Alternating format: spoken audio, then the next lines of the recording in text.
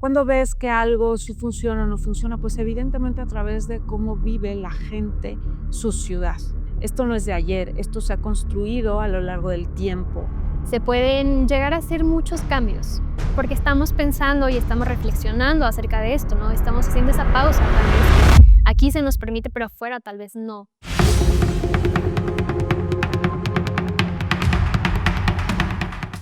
Arquitecta Verónica, un gusto y bienvenida a este espacio donde estoy segura que vamos a poder dialogar y reflexionar sobre muchas cosas muy interesantes.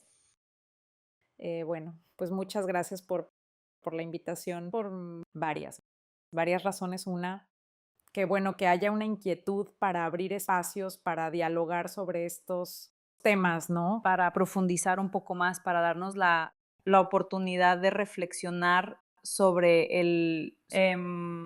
sobre la ciudad y todo lo que acontece en ella. Dos, porque de manera importante, ahora pienso que hay alumnos que yo voy a tener que poner en mi lista, en mi currículum. Fui maestra y pues tú eres una de ellas. La verdad es que sí da mucho orgullo, mucha satisfacción que sigas desempeñándote profesionalmente, sobre todo con ánimo, con ganas, con estas ideas y demás. Eso la verdad es que es muy satisfactorio, así que muchas gracias. Hablar de todos esos valores que ha costado mucho trabajo definirlos, construirlos, hacerlos una realidad y sobre todo objetivos como muy claros. Entonces, para mí, cuando ves que algo sí funciona o no funciona, pues evidentemente a través de cómo vive la gente su ciudad. Entonces, si tú ves un ciudadano que es respetuoso de lo público, pues es que está funcionando. Y si ves a las personas que hacen uso del espacio público, y se sienten seguros y se sienten tranquilos y no están preocupados de, eh, que a lo mejor no es un lugar, eh, para estar en familia, pues eso te dice mucho esta ciudad. Hace, relativamente poco tiempo, porque fue después de pandemia todavía estábamos como en esa transición de salir de estos esquemas, ¿no? Muy estrictos y demás. Y yo que además vivo mucho la calle de manera intensa, visité la ciudad de Mérida y con esos calores y tal, yo veía cómo la gente así de por por propio, entendimiento se ponía su cubrebocas, le ponían el cubrebocas al niño, hacían fila, para poder entrar a los comercios de uno a uno, nadie se quejaba, se ponían su gel antibacterial, se detenían los automóviles para que cruzáramos por el paso peatonal. eh Son indicios de que algo sí está funcionando, más allá de errores, a lo mejor de planeación que se puedan cometer en materia de movilidad, en todas estas cuestiones que venimos arrastrando, pero ves algo que dices: "Esto no es de ayer, esto se ha construido a lo largo del tiempo", y entonces te está hablando de una sociedad que si vive la solidaridad, la preocupación por el otro, el sentido de comunidad de una manera muy distinta. Sí, y esto es claro que todos estos valores son muy importantes, ¿no? De que de alguna forma se viven en casa, tal vez como, el primer espacio, ¿no? En donde nosotros podemos aprender ese tipo de valores, pero la verdad es que también se reflejan en el espacio público. La manera en la cual una persona trata a otras o dirige a otra, el respeto que le tiene a las normas colectivas, nos puede decir mucho entonces de que una ciudad está funcionando. Y respecto a la parte de los valores, la justicia, que es algo muy importante, también te está el otro lado, la parte de la injusticia, la parte de las desigualdades. Y así como es visible una desigualdad en el espacio privado, también en el espacio público, por lo cual me parece que en las calles se puede ver de una forma mucho más evidente que hay ese tipo de desigualdades. Estas desigualdades, ¿qué le comunican a usted? ¿Y qué le han aportado? ¿Qué ha aprendido de ello? Porque al final de cuentas es un tema social que como comunidad duele, pero si nos ponemos a reflexionar, podemos encontrar muchas ideas relacionadas a este tema que de alguna forma hacen que esto se siga repitiendo. Entonces, ¿qué nos puede compartir, de su experiencia al aprender de estas desigualdades?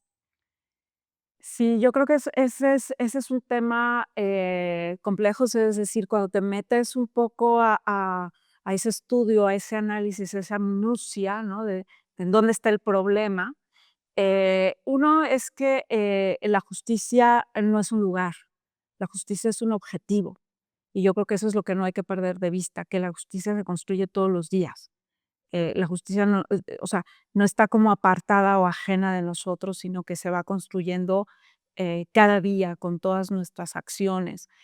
Al final, estos marcos eh, eh, de regulación y demás no son otra cosa más que la respuesta a la propia sociedad que somos, ¿no?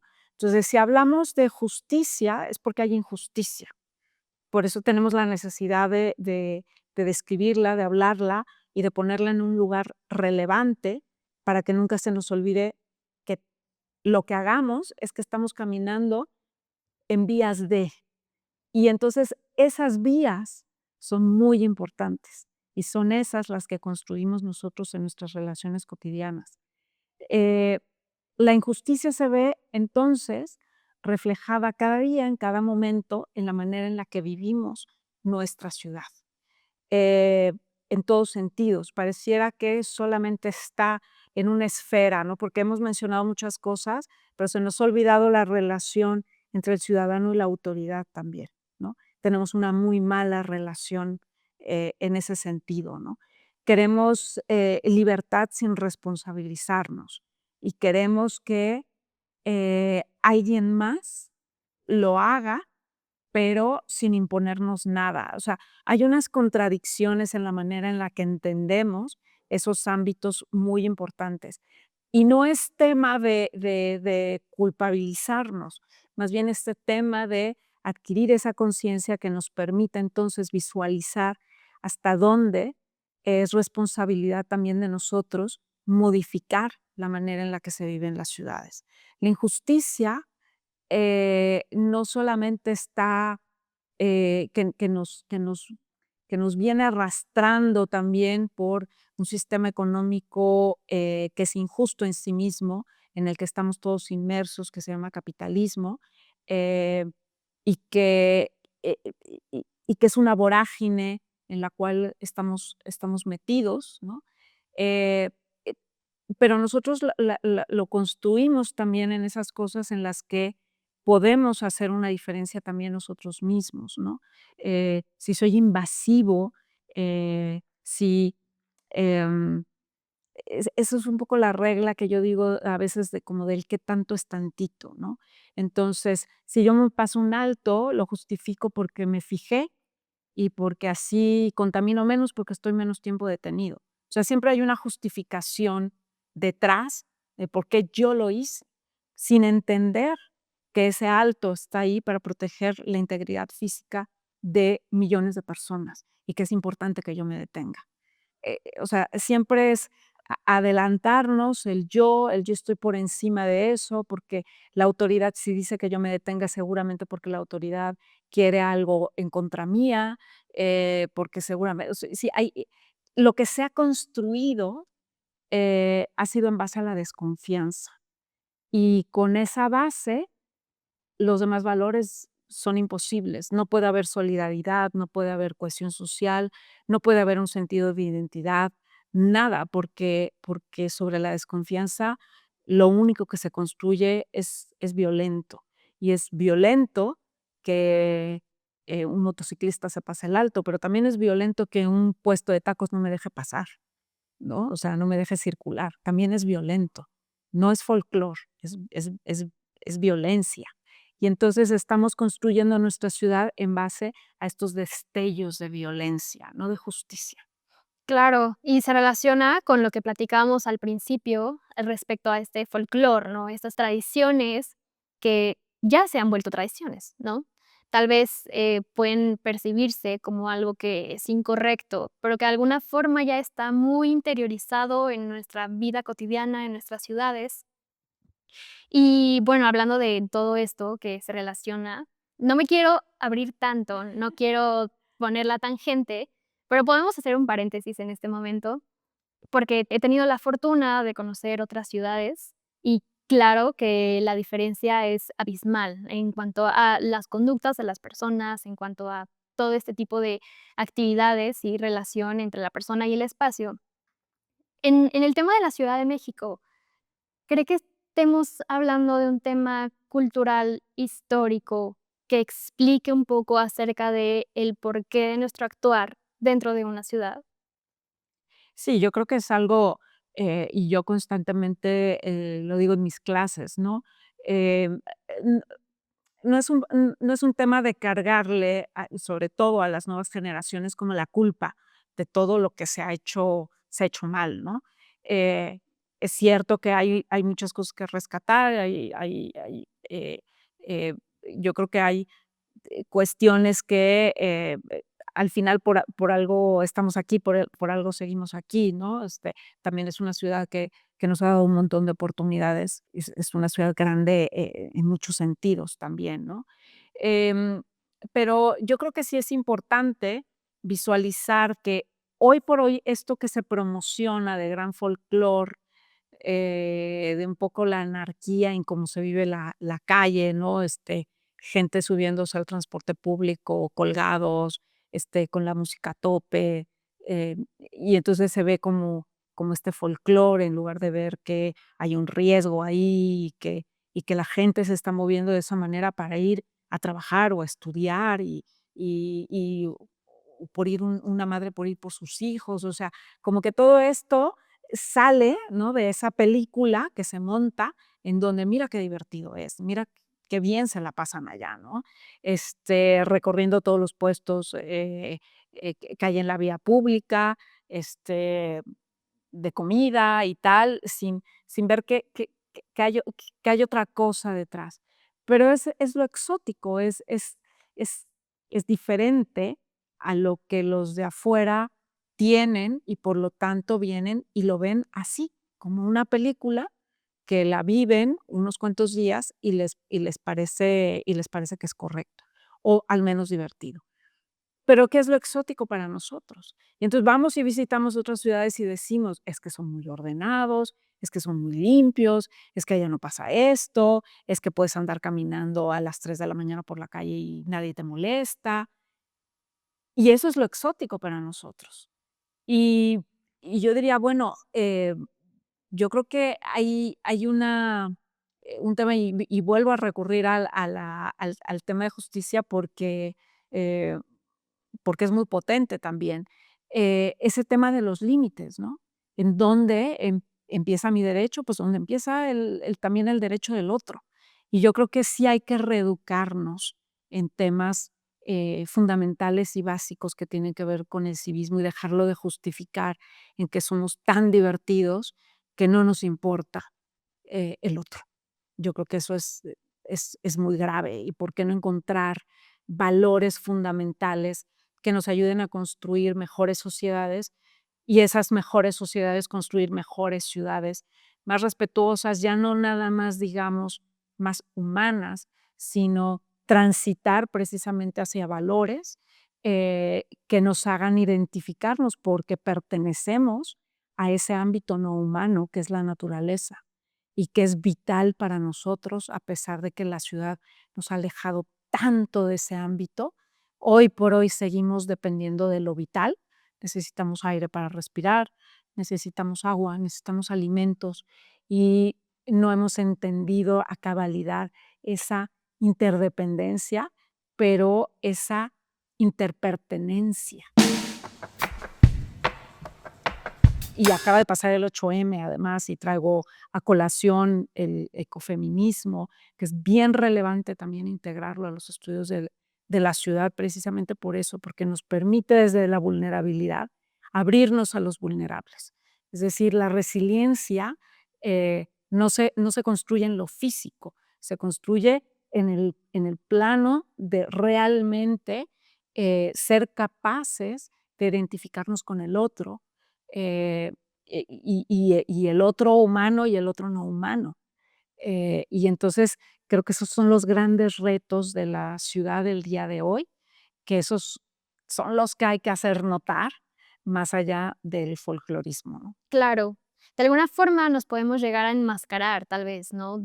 Con estos estereotipos de cómo es el mexicano, pero enfocándonos en cómo es el mexicano de la Ciudad de México, ¿no?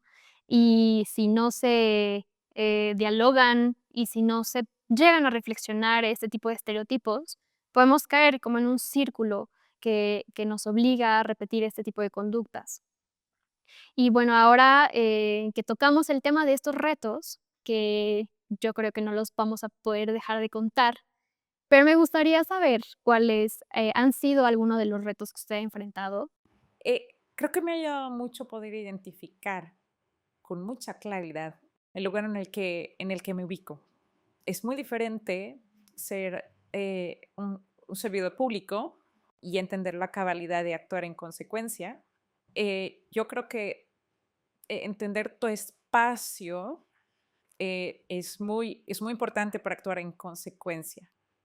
Em, pero el ciudadano se hace ciudadano en el momento en el que sí hay un reclamo de derechos y responsabilidad de lo que eso significa.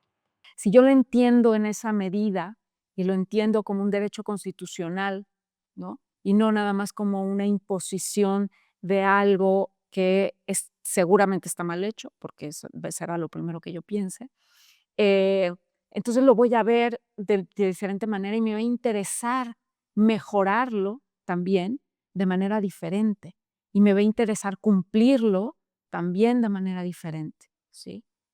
Claro, que para mí ahí estaría como el reto. Sé que me estoy yendo a un punto muy difícil de poderlo hacer tangible mañana mismo, pero yo creo que en estos espacios de academia y en estos espacios reflexivos, precisamente sí se puede.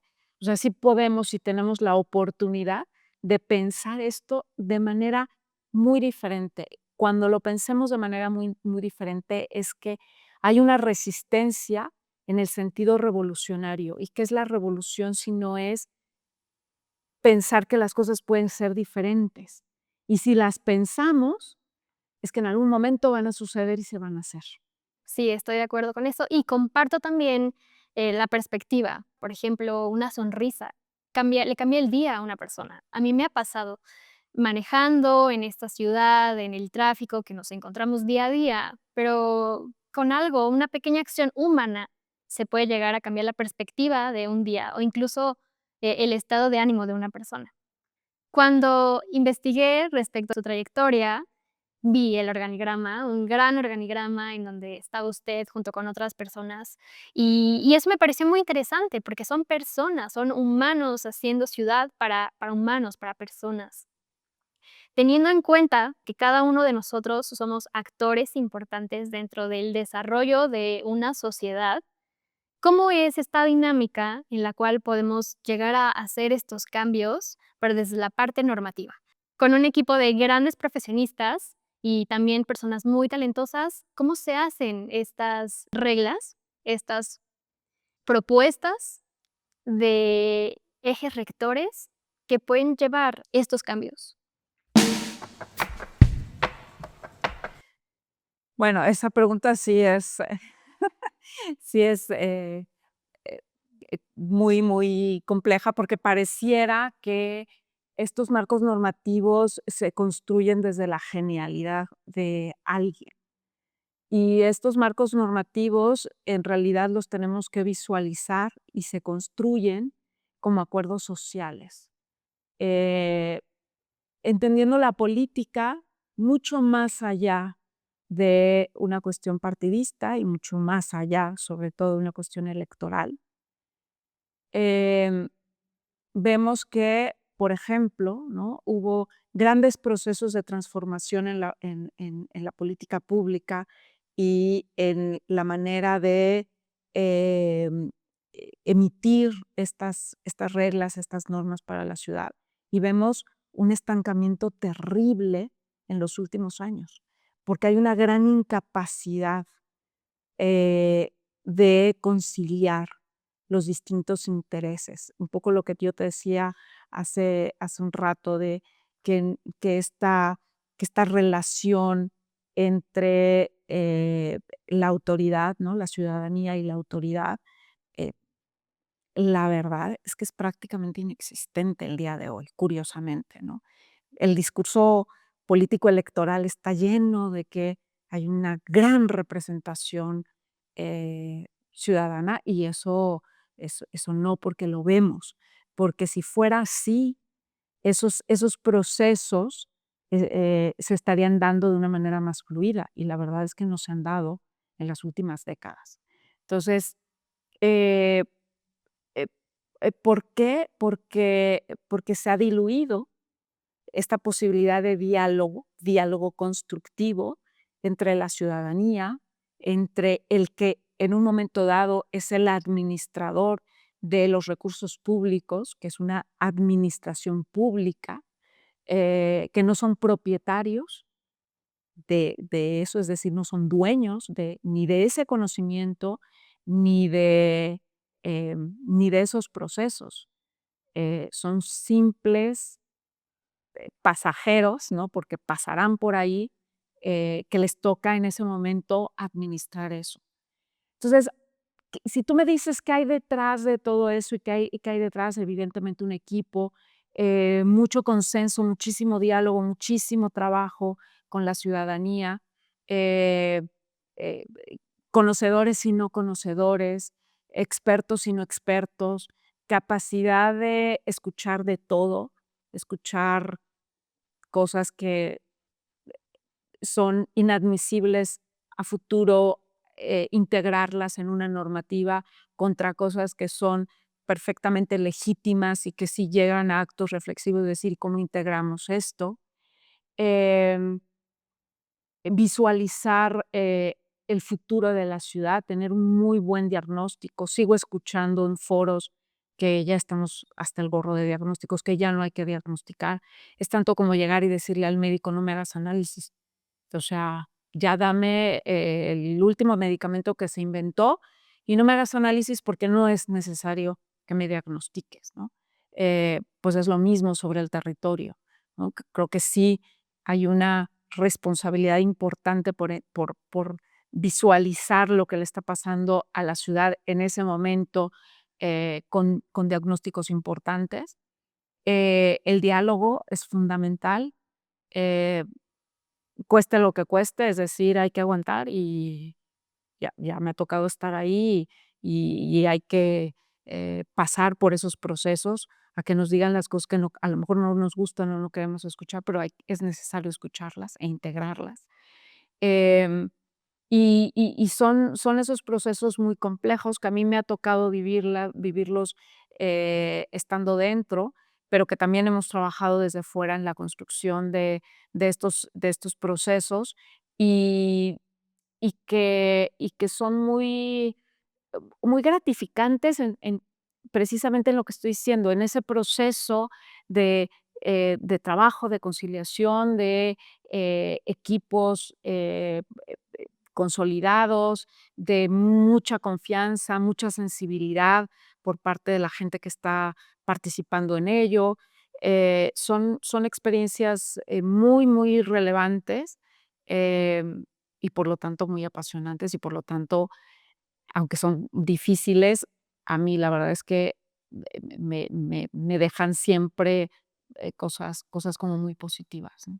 Te dan la perspectiva, ¿no? De qué representas tú en una gran ciudad, cuál es todo el potencial que podemos explotar, pero también aportar, ¿no? Y ahora con esto, también me gustaría un comentario respecto a que, pues, a veces por la misma dinámica de una ciudad, de un individuo que tiene que ir a estudiar, que tiene que ir a trabajar, que tiene que ir a que tiene que trasladarse de un punto casi casi extremo a otro, se nos olvida un poco que estamos dentro de un organismo vivo, pero que nosotros lo construimos. ¿Cómo podemos hacer esa pausa? Nosotros como arquitectos, como constantes estudiantes de la vida y de todo este tipo eh, de situaciones y de eventos, pero más allá de ser o tener un título de arquitectos, como vecinos, como miembros de una sociedad, ¿cómo podemos llegar a hacer esta pausa para ser un poco más conscientes de que la ciudad somos nosotros, pero también de que nuestras acciones cotidianas van construyendo estos tejidos que pueden llegar a ser diferentes las cosas?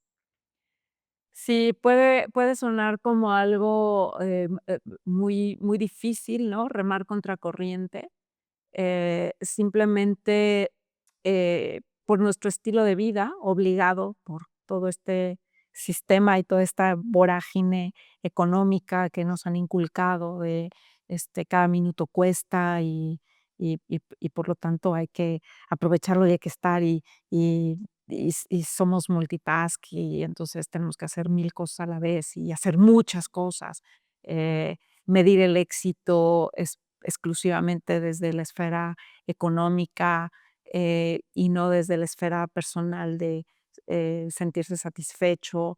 Em, no hay nada más bonito que ver a alguien disfrutar de lo que es y de lo que hace, eh, sin, recurrir al cuánto tienes, ¿no? Eh, eso es muy bonito, porque efectivamente todos estamos dentro de este sistema, tenemos que vivir de algo y eso es perfectamente legítimo, deseable y demás. Pero sobre todo que lo que hagas te sientas muy, muy satisfecho.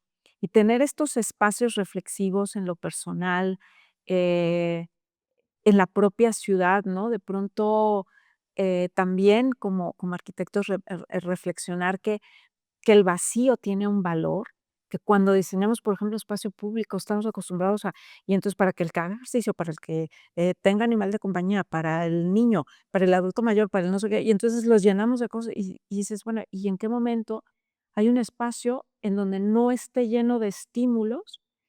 Estímulos que, me llevan a la propia dinámica, ¿no? De consumo, de consumir información o de consumir, productos, de consumir imágenes, de consumir deseos a través de la publicidad. Eh, y entonces, ¿cómo lograr? Yo creo que el gran reto sería cómo lograr espacios construidos que nos permitan entender, como en la música, que esas pausas y esos silencios son importantes en nuestro desarrollo personal, eh, absolutamente para todo, no nada más para eh, cómo nos aproximamos al fenómeno de la ciudad y cómo hacemos para construir mejores ciudades desde, como yo decía, desde el gran reto de construir mejores sociedades, que reclamemos y hagamos mejores ciudades, ¿no? Eh, yo creo que ahí estaría ese reto de salirnos un poco de esta dinámica de producir, ¿no? Consumir y producir, salirnos de esta dinámica y ver las cosas un poquito con más distancia y desde fuera, eh, salirnos a esa periferia para ver el centro antes de querernos ubicar en el centro de algo que ni siquiera acabo de conocer. No, si me explico. Y entonces, volver las cosas del revés, o sea, eh, empezar por el final en lugar del principio, que nos han enseñado, ¿no? La historia lineal, el tiempo lineal, sino movernos de una manera eh, m mucho más dinámica, como, diría Deleuze y Guattari, ¿no? De esta forma rizomática en la que nuestro propio cerebro funciona, pero que nos hemos obligado a funcionar en el tiempo de esta manera muy lineal, muy secuencial y además produciendo a un ritmo. ¿A qué ritmo? Incansable, ¿no? Nos lo han enseñado desde pequeños, así hay que funcionar, Nunca se llega al ¿no? objetivo. Exacto, siempre estás ahí, ahora que dices: "Nunca se llega al objetivo", exactamente, no somos como un hámster en su, ¿no? En su ruedita, y nunca llega a ningún lugar, ¿no?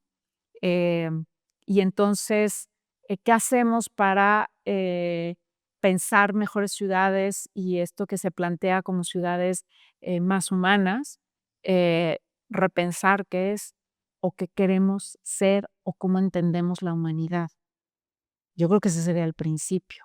Y entonces yo creo que hay que acercarnos más hacia ese ámbito al cual, insisto, sí pertenecemos, que es el ámbito natural, cómo funcionan los ecosistemas, que no hemos dejado de formar parte de ello y, y, y, y rehumanizarnos en ese sentido, ¿no? Se habla mucho de la deshumanización y entonces, bueno, pero entonces, si ya estamos en ese proceso, ¿cómo nos volvemos, ¿no?, más humanos y cómo redefinimos lo que es ser humano y por lo tanto, cómo tendrían que ser nuestras ciudades para que fueran más humanas, ¿no?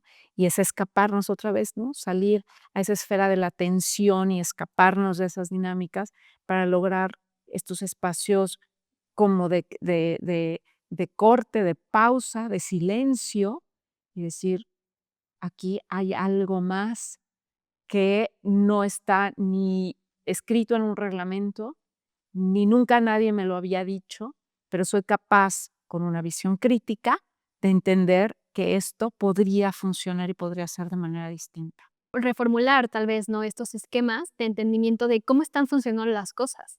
Critican mucho que dentro del poco tiempo que usted tiene, puedas encontrar un momento de reunirte con alguna amistad. Y vas a reunirte con la amistad, pero los espacios que encuentras son espacios de consumo, en donde para poder tener una plática amena con una amiga o con un amigo, tienes que recurrir a una cafetería en donde te van a cobrar el espacio que estás ocupando. Y se nos olvida esta parte humana de ese contacto con lo natural, del respeto por el medio ambiente, hacia los animales también, y el hecho de, bueno, encontrar, ¿no?, estas salidas a ese pensamiento al cual ya estamos muy acostumbrados y estamos de alguna forma también cegados por esas actividades, nuestro ciclo de vida al que nos vemos obligados a pertenecer. Pero me parece que con espacios como este, digo, desde la academia, se pueden llegar a hacer muchos cambios, porque estamos pensando y estamos reflexionando acerca de esto, ¿no? Estamos haciendo esa pausa, tal vez, que aquí se nos permite, pero afuera tal vez no. Esa pausa para pensar y reflexionar. Pero también es muy importante tener a guías que nos acompañen en este camino, que nos den esos pequeños rayos de luz respecto a todas las posibilidades que hay hacia las futuras generaciones de niños que se van a cuestionar el hecho de estar en una ciudad que los absorbe. ¿Cuál es un mensaje que nos puede compartir para impulsarnos, inspirarnos, darnos ánimo, tal vez, para seguir? Claro, yo creo que el ánimo está precisamente en los retos, ¿no? Yo siempre digo en mis clases, eh, el que el que logremos, abrir, ¿no?, esa realidad que puede ser muy cruda, que puede ser, muy triste y demás, eh, no es para deprimir a nadie, es todo lo contrario, es que ahí está precisamente el gran reto que se nos presenta como para invitarnos a hacer algo y yo creo de manera importante en esta, redefiniciones, reeducación, eh, y demás que puede darse ya en cualquiera de las generaciones que estemos, para mí es fundamental la lectura. O sea, yo eso sí lo diría, ahí están las guías. Las guías están en el conocimiento. En tanto nos acerquemos a leer se escucha raro ahora que lo diga, eh, leer libros en donde detrás está la sensibilidad, está el conocimiento, está un cúmulo de información que tiene la capacidad y la posibilidad, uno, de hacer que nuestra estructura de pensamiento empiece a funcionar de manera distinta. Ahí se construye el pensamiento crítico. El pensamiento crítico se alimenta del conocimiento de otros, eh, para estar a favor o en contra de ese conocimiento, para asumirlo como propio o para visualizar formas distintas de poder hacer las cosas. La creatividad está en los espacios de silencio. O sea, me lleno de información y en el espacio de silencio es en donde ese conocimiento brota para tener ese tema de, ¿y si hago esto? ¿Y si tomo esta decisión? ¿Y si esto que me está preocupando mejor lo resuelvo de esta manera? ¿No? Entonces, creo que hay que imaginarlo desde la esfera personal para ser capaces de imaginarlo en la esfera de otra familia, si estoy diseñando, por ejemplo, una casa para una familia, o un espacio colectivo o un espacio público. Es mucho más fácil si lo entiendo desde mi persona y soy capaz entonces de transmitirlo hacia otros, pero no fue una ocurrencia. Nadie viajó y me iluminó. Acumulé conocimiento de otros que afortunadamente han existido y existen y están ahí, están en los libros y tengo y me doy esos espacios de vacío para encontrarle sentido a todo ese conocimiento.